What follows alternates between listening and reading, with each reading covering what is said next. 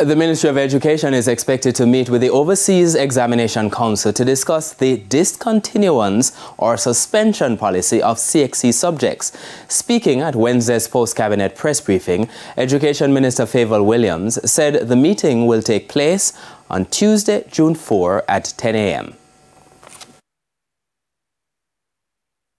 CXC was established by member countries of the Caribbean to serve member countries. And so decisions like the continuance of subjects ought to rightfully to be discussed with education ministers from these member countries prior to public announcements.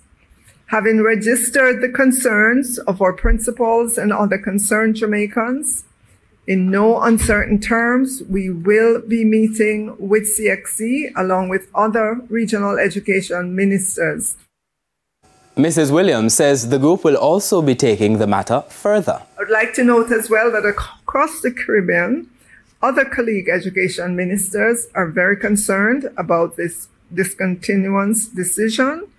And as a body, we have decided to take the matter to the Council for Human and Social Development, a committee of the CARICOM, which seeks to promote and develop coordinated policies and programs.